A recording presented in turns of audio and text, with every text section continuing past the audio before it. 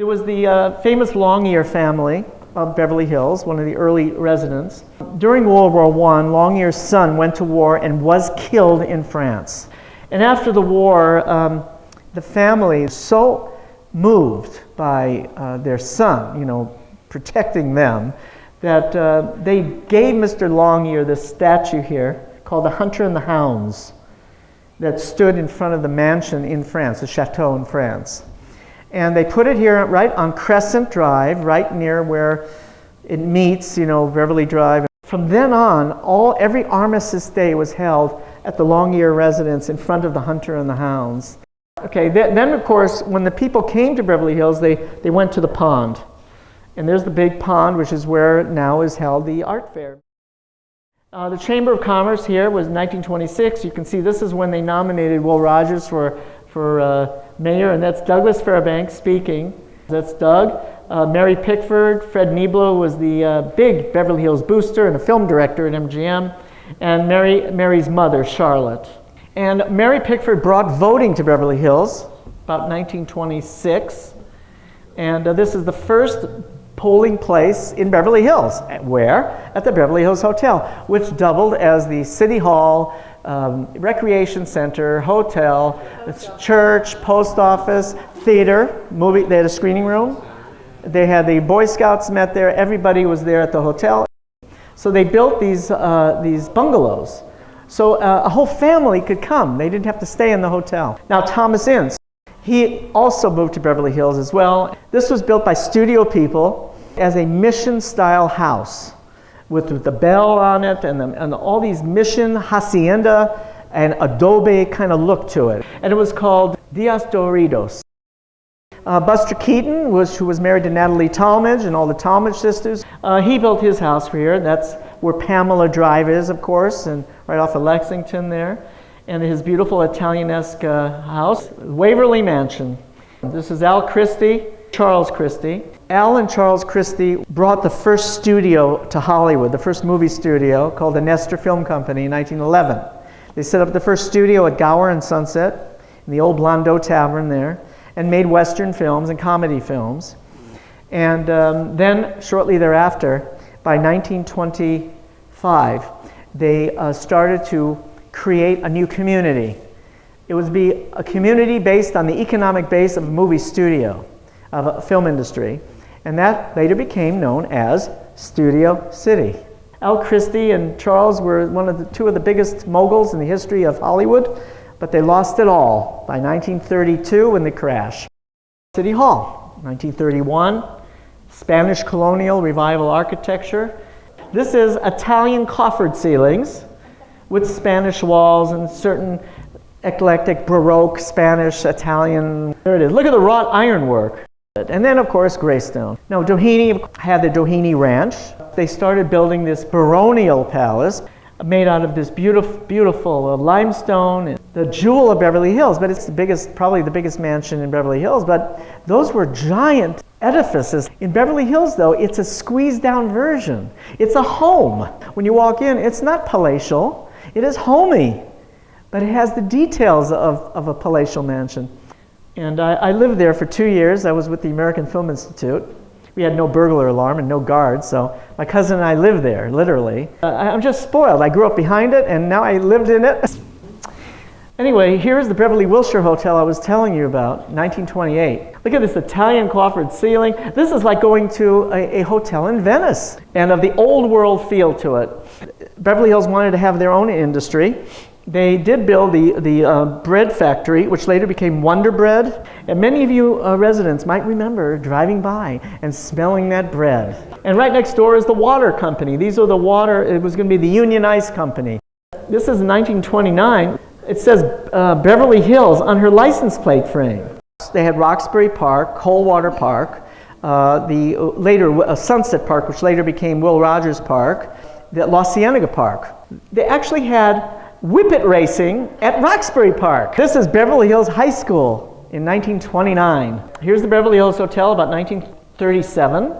This is Beverly Drive and Wilshire Boulevard. There is the signature Beverly Hills icon, the Beverly Theater. There is the Beverly Wilshire Hotel, and in the back they have a little golf course. And there's the Warner Theater, built in 1931 by the Warner Brothers.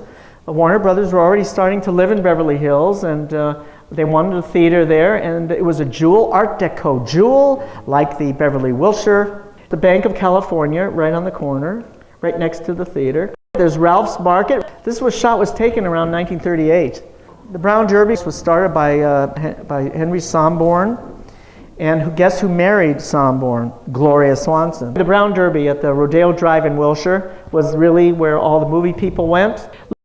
This is Doheny Park, and look at the beautiful fountain at Doheny Park. There's one of the bridle path gateways. There they are riding. There's this special place for the maids and the workers. That was never going to be removed. That was part of the deal when they were going to restore the hotel. The Sultan bought the hotel and his architects, and they are the kind of architects that say, oh, let's just demolish the whole place and we'll build you a nice, beautiful new one. Well, no way. So there was a special group, a watchdog group, to watch over the architects to make sure they didn't demolish the building. And they said, oh, there's all kinds of termites in the building. Well, that's not true. Well, the plaster's coming off. Not true. I mean, all of this is not true, and eventually we have our Beverly Hills Hotel today, thanks to the watchdog group. This is a Goldwyn production, 1921. This is supposed to be France. This is at Hartford Way in Lexington and Oxford. And there's another shot of the theater. I wanted to show you the Art Deco sides of it. It was Columbia Savings and Loan that demolished it. Those guys ended up in jail, and the lot became empty, and it still is empty. Again, Harold Lloyd finally built his home. There it is, Green Acres, off of Benedict Canyon, right up here. It was subdivided later, but the main house and the main grounds are all still there and lived in by Ron Burkle. And before that, Ted Field, Beverly Hills motor officer, and a Culver City motor officer. They were a police force that did cooperate because their borders mixed up, and they would go over each other's borders and help each other. And Victor Hugo's was in downtown LA in the 20s, and then they built there in 1929, built a beautiful Victor Hugo restaurant on Beverly Drive. This later became Adrian's House of Couture in the late 1930s. This is the Wilshire Theater. It was a gorgeous, beautiful building. It was a combination office building and theater. Harold Lloyd Estate, finally in the 1950s and 60s. He died, and his family, all the money just disappeared pretty much, and the estate had to be auctioned. Here we are in about 1935. Look at this great car she's driving. It's to advertise, of course, Beverly Hills. At the parties at the Beverly Hills Hotel is Cesar Romero and Carol Lombard. Cesar Romero was a long-time Beverly Hills resident, purchased the house in later years, right in between where Will Rogers lived and where Gloria lived. He bought one of them so he could walk across to the Beverly Hills Hotel that he loved dearly. That is Marlena Dietrich at the newly opened 1937 Polo Lounge. Will Rogers lived across the street. He had his polo field on Beverly Drive. So when the guys used to finish playing, they used to walk across the street to the bar, which used to be the children's dining room at the hotel in the teens. When Will Rogers died in 1935, they dedicated the bar to him as the Polo Lounge. And there it is, newly restored. With these, they had it like these are the original columns. They had mirrored columns. This is the Beverly Hills Jail in 1949. And it was only 3 cells or 4 cells, that was it. During the 30s, the hotel went bankrupt, and Hernando Cartwright took it over. He was a hotelier. That was his job. And it was a time when he could talk to banks who own these hotels to reopen the hotel and operate it. Hernando Cartwright was really one of the owners of the Beverly Hills Hotel and purchased the Beverly Wilshire. And this group we hear is Barbara Stanwyck, Gary Cooper, Errol Flynn, Lily DeMita, and Mrs. Cooper, and Robert Taylor. Hobart Bosworth kept everything. And this is an incredible letter written in 1938 on original Beverly Hills stationery. And it's by Helen Hayes, who was the famous stage star at the Hobart Bosworth started on the stage in 1885 and became a very big stage star nationally. So all the old theatrical people knew about him. He was the dean of the theater. Here we have Cecil B. DeMille, Jack Warner, Paul Mooney, Hal B. Wallace, Charlie Chaplin, and H.G. Wells when he came. Oh, this is 1935. Rodeo Drive stayed literally a residential street. We're talking south of Santa Monica Boulevard, residential. And little by little, the little houses were transformed into businesses.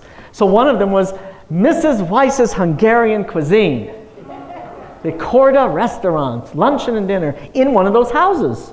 This is right near Brighton Way and Rodeo Drive. And then after that, more the London shop and other shops had started to become a street, a shopping street. That's Lucille Ball modeling on the Beverly Hills Hotel before she was a star. She was an RKO actress. And for Gone with the Wind, 1938, they had a big party at the Beverly Hills Hotel. And who was there? Olivia de Havilland and Laurence Olivier and Vivien Leigh, of course. Okay, this is Beverly Drive in Wilshire. There's the California Bank, a little bit of the theater, the Beverly Theater. About 1939. Movie star businesses have been going on in this city forever. And this is on the corner of Doheny Road and Sunset Boulevard. This is City National Bank today. There's the big empty corner where that big bank is. There is the beautiful Beverly Theater there, and there is Beverly Drive with the palm trees and diagonal parking. This is the Beverly Hills Police Department. They had 2 cars. The jail was in there, maybe there, and a few offices. That was it. That was the whole deal. And this was at Roxbury and Wilshire. Will Wrights, remember, South Beverly Drive. Mike Romanoff and Myrna Loy. There's Mike Romanoff. Of course, he was not no Romanoff. South Beverly Drive. All the new office buildings built there in about 1938. And right on the corner are the 4 corners of Corinne Griffith. Corinne Griffith, the famous silent actress. She purchased those 4 corners of Brighton Way and Charleville and South Beverly Drive, and built 4 mixed office building store uses there, which has been Corinne Griffith Corners, the 4 corners as it was called, until just recently. Okay, these are the shopping area on Beverly Drive. There's Dolores's. It was on Wilshire Boulevard, 1 block west of La Cienega.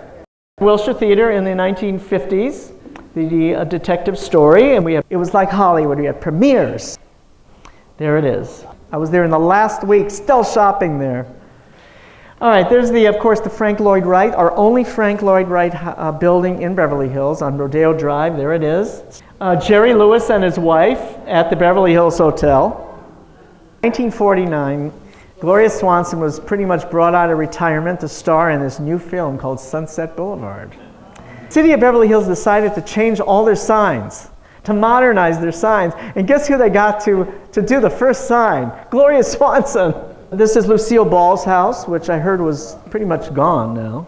Okay, this is Lytton Industries. They had a classical Greek kind of like a water fountain. It became a landmark in Beverly Hills. Now, Romanoff first started on North Rodeo Drive and later moved South Rodeo Drive right behind the Beverly Wilshire Hotel. And there it is, showing the Beverly Hills Hotel and everything. And this was taken probably around 1959. This was 1951, was the original Myron Selznick agency, David O. Selznick's brother. And it was through Myron Selznick that David got Vivien Leigh for Gone with the Wind. Wilson's was in there as well in the 50s.